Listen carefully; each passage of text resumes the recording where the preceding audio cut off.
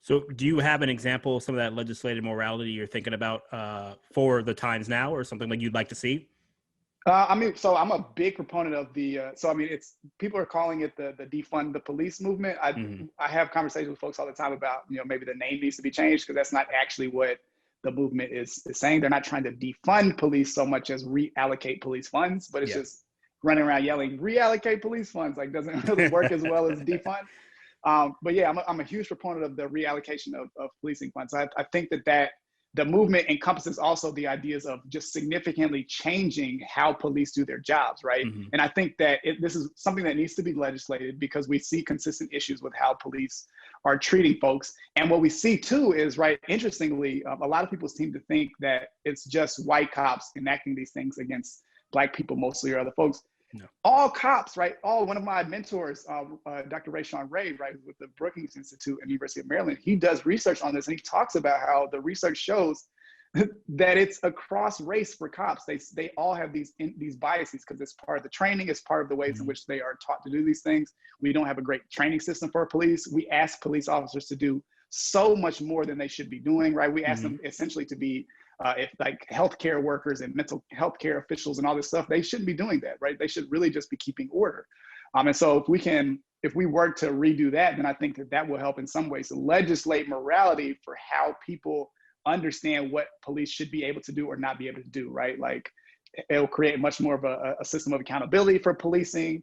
And there are various ways that people, much smarter than me in some of those areas are figuring out how to do that. But to me, that's one example of how we can legislate morality of not killing Black people disproportionately, particularly for no reason, like when they're unarmed or when, Dylan Roof shoots up a church full of Black people and they buy the man Burger King, right? Like we don't want to see this happen because we know it can happen a different way.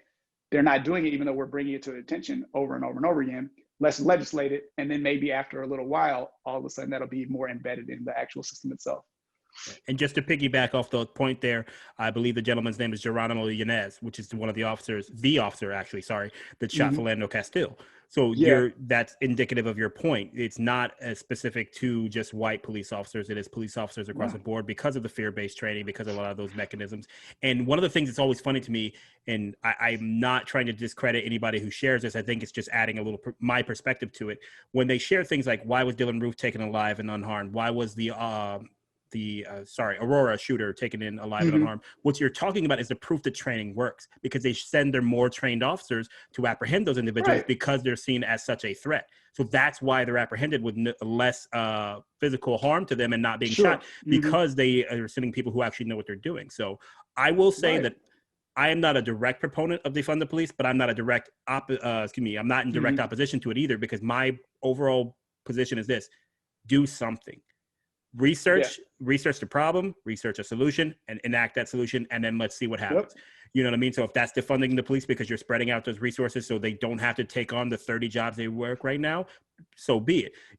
If it's actually making training part of their budget that they cannot reallocate, then so be that. You know what I mean? Because that's another thing working from government I've seen. The training budgets get cut all the time because we need we need that. They're going to move those around. Well, if you link them to the funding where they can't be moved, maybe that makes it better as well. So you're not necessarily defunding them, you're reallocating their own funding. You know what I mean? Exactly. Yeah. And so that's my overall opinion. And when you're talking about that type of legislated morality, I would agree with you there. I think that something has to be done in police reform. But one thing we need to get across, that does not mean police need to be abolished. It does not mean that any of us are anti-police. I have many people that I know who have been or are police. I also know that I would call the police and have called the police for different needs. But what we can say is that something needs to change. It's the same way that you look at, say, the military and the sexual assault situations they have going on. Something needs to change. Am I anti-military for saying that? Well, my 11 years of service would probably say no. So that's what we're talking about. Stop seeing the need for change as a need for abolition or just saying you're something wrong with what you're doing. And I think that's the conversation that a lot of people just don't want to have. They'd rather be disingenuous and say back to blue and those type of, mantras. But to their credit and to what you just said too, defund the police has kind of become that mantra as well for the abolitionists who are not central to that movement, Yeah, absolutely, right. And we just need more dialogue about a lot of these things. I think people, it's you need catchphrases and stuff for certain things, right? Because again, if it's on a sign well, when you're out protesting or you're trying to raise awareness, you need to be able to say like a catchy phrase. But like the real thing is the dialogue that happens. And so what's interesting is that people get so caught up with the folks that are like yelling these things out that they're not even paying attention to the folks who actually have put out very detailed plans for how they could like enact changes.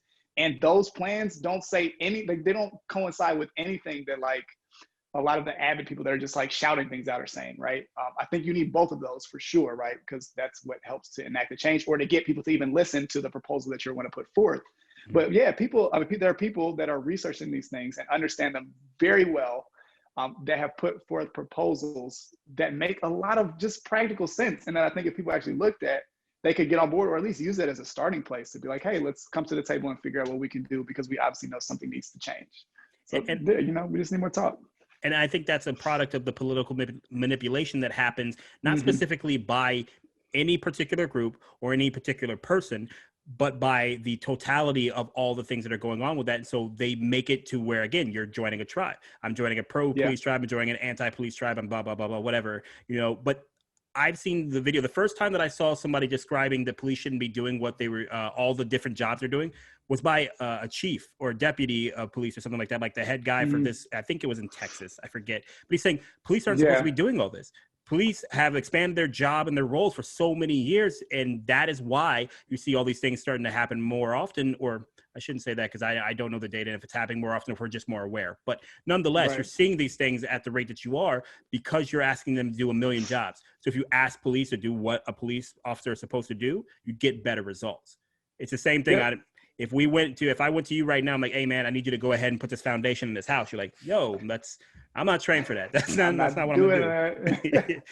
You go get a messed up house, Right. It's the same thing with, we see the same type of thing happening with education, right? Like over years and years and years, educational systems have become like all these things that they're not intended to do outside of just educating people, right? Like babysitters, healthcare providers, food providers, right? Like that's stretching the budgets thinner. It's making people do more work than they need to be doing. And so then they can't focus on what they actually should be doing, which is teaching, right? And so, what makes sense. And I think if you were at, like, we go back to the policing, if you ask, when you ask police about all the things that they're doing, most of them say like, I don't, these are things that I shouldn't be doing. It would be much easier and it would relieve me of a lot of burden if I could focus on just this aspect of it, that is the policing, and not the social welfare aspect of it, right? Not the mental health aspect of it. Like, you don't need to be doing all that stuff, right? Especially when our training is for police is like a few weeks.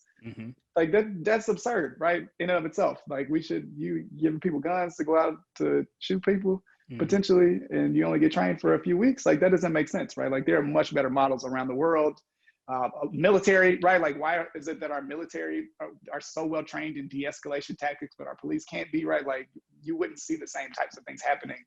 And you don't see the same types of things happening with a lot of our military forces when they're in other countries, or even if they're domestically doing things, because of the training they've received that is just significantly, we'll say, more comprehensive, right, than what a lot of police officers are getting. Well, and I think the thing that you touched on there, and it was a point that I was getting ready to make, so we're in sync on that, is because in the military police do policing. They have healthcare professionals. They have people who do contracting or do construction. They have all those different delineations of jobs, and that's exactly what we're asking for in the police force. If the police force of your average neighborhood was only asked to do what military police did and got the training the military police did, they'd be a lot better at it. And again, I'm obviously biased because I come from a military background, so I believe the military police are generally good. But I've heard other officers can say that as well. They like the police officers that come from the military. They believe that they're more calm, they're better trained, they're ready to handle a lot more of those type of things. You know what I mean? So thanks for checking out Starting Nowhere. Come find us on Facebook so you can comment on this and other clips and episodes of Starting Nowhere.